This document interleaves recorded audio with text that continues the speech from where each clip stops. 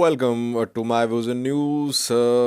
Friday's first news story is from Tigray, where a Tigray opposition party leader, who is also a member of Tigray State Council, in an interview lashed out at TPLF, leveling some serious allegations against the ruling party in Tigray, which struck a peace deal with Ethiopian government last month. Secondly, Oromo Liberation Army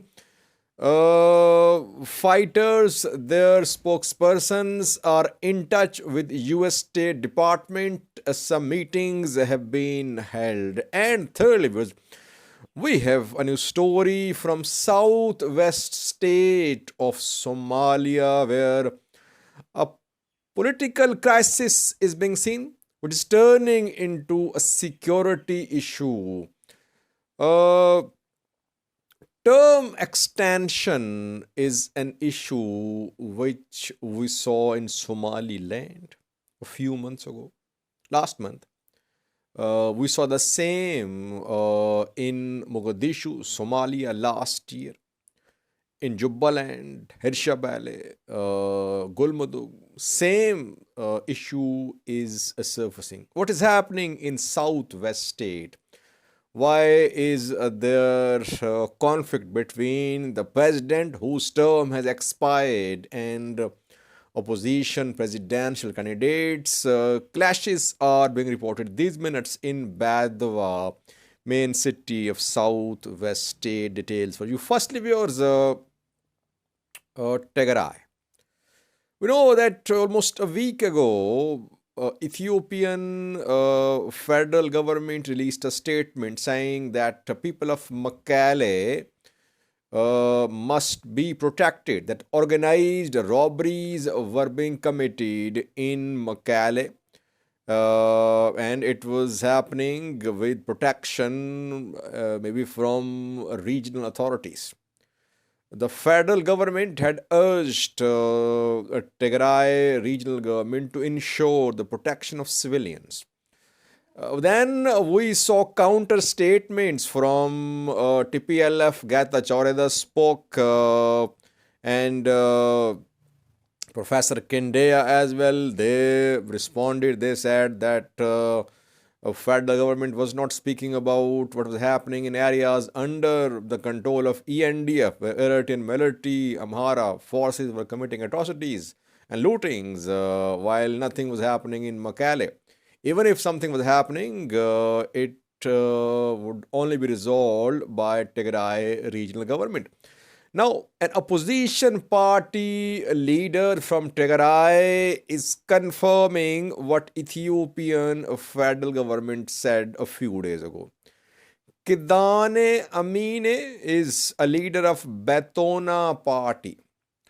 Tigray, one of three opposition parties of Tigray, Betona, Salsevian, and TIP.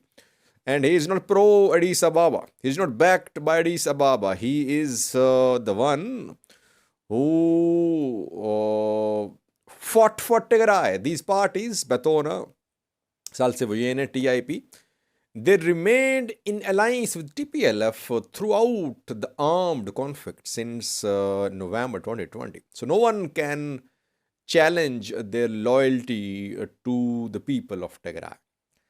And these parties are very critical of TPLF. Kidan Amine, in an interview a few hours ago, said that firstly, three sessions of Tigray's regional state council have been held after the signing of the peace agreement. Though the peace agreement stipulates that regional council will be dismantled, and interim setup will put in place in Tigray, election will be held. Secondly, he said that no one asks questions at the meetings of Tigray State Council because majority of members are from TPLF. But a public meeting was held after TPLF signed the peace agreement, and after that, it returned to Tigray, where a public meeting was held, where people asked several tough questions. that 1 million people have been killed. What is the roadmap? And TPLF members could not satisfy the audience there. Thirdly, very serious allegation. He said TPLF made a fake document to appease the people of Tigray. Real document signed in Pretoria in Nairobi, Kenya. In place of those real documents, TPLF prepared a fake declaration. This is a very serious allegation. And thirdly, he talked about organized robberies. That organized robberies are being committed in Tigray. He went on to claim that government houses are being sold. They're being leased by a Tigray regional government. Land grabbing is also underway in Tigray. Several serious allegations leveled by Kidan Amine, Batona party leader. Opposition parties have been complaining for almost a year. The TPLF is taking solo flight. It is not taking opposition parties on board. Now, regional government has formed 11-member committee with some members from diaspora opposition parties as well to ensure the inclusive implementation of the peace deal. But as I've been saying, the committee should have been formed before the signing of the agreement. The committee should have negotiated the agreement. But now, when the agreement has been finalized, it is being implemented. The committee has very limited role in making any changes. Overall, what Ethiopian federal government reported about Mekelle should not be dismissed as propaganda. People from Tigray activists, Tigray opposition parties are saying the same. People of Tigray are suffering. Armed gangs are operating. Some could be backed by some elements in regional government.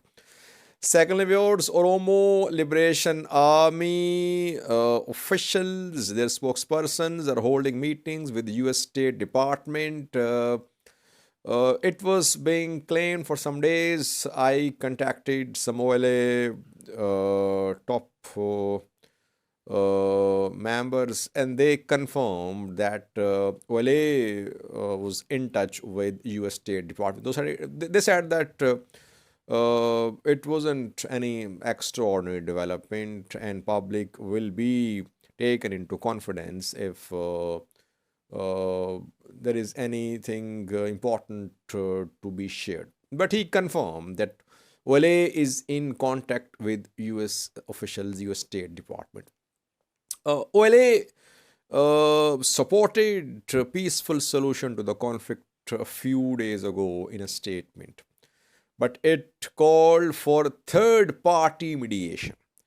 OLA wants a Pretoria-style mediation, like TPLF and federal government negotiated through African Union, through IGAD, through US. Talks were held in Pretoria, South Africa, and in Kenya. OLA wants this type of mediation, which government is not agreeing to.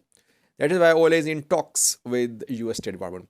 And secondly, a few hours ago, I did a video on splits in OLA. People said, Saji, this is fake video. You don't have any information from the ground.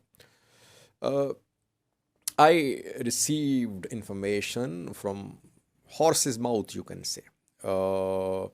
It wasn't based on Prosperity Party's claims. I reported lesser than what happened in terms of internal split.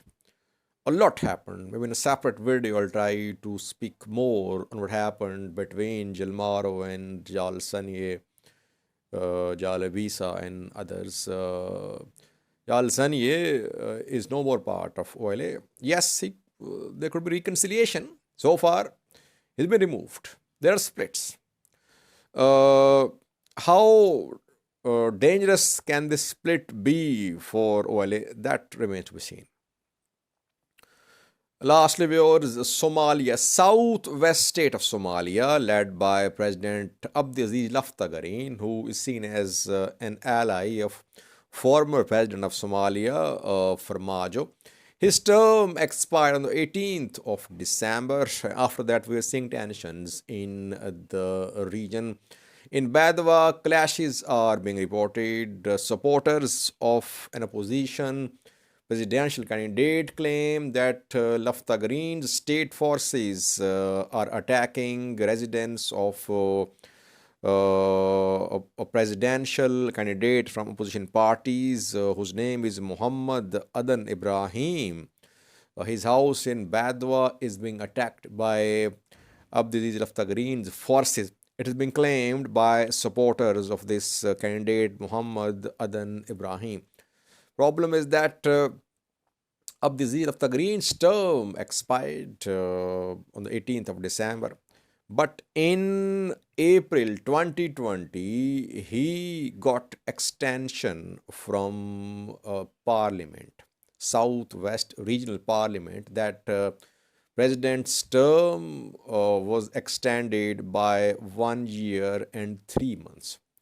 And the purpose was to align presidential election and regional state elections, which were held separately with a gap of more than a year. So amendment was made by the parliament. Laftagrin's term expired, but he got extension in April 2020, and he says that he has still 1 year and 3 months in power. Opposition parties reject that term extension. They say that Laftagrin must step down immediately and presidential election should be held. So that is why tensions there between Laftagrin and opposition presidential candidates. Federal government tried to intervene, formed a committee, but so far no solution. This term extension is a serious issue in the Horn of Africa. We saw last month in Somaliland that Musi Bey Abdi, his term expired in November. But Parliament extended his term and term of the Parliament as well. Opposition rejected and there were tensions. In Mogadishu, Somalia, we saw that Farmajo's term expired last year, but lower house of parliament granted him extension. Opposition candidates like Hassan Sheikh, now the president, and others rejected Farmajo's extension, and there were clashes between opposition and government forces in Mogadishu, and then Farmajo withdrew and election was held. Jubaland president is also on extension. Same is happening in Gulmudu, Hirshabelle as well. So Somalia has lots of issues to resolve apart from the main issue, which is fight against Al-Shabaab. Ruling elite is clinging on to power. It does not want to resolve these issues, perhaps. That is why the conflict suits them. They make use of this conflict to prolong their stay in power. Now, when a major operation is ongoing against Al-Shabaab and Somalia's forces are making gains, the parties, politicians, opposition, government should try to reach consensus about political issues. Otherwise, this fight against Al-Shabaab will be affected, and unity which is needed to fight Al-Shabaab will not be achieved by all the players which must unite to contain Al-Shabaab in Somalia. Thank you for watching.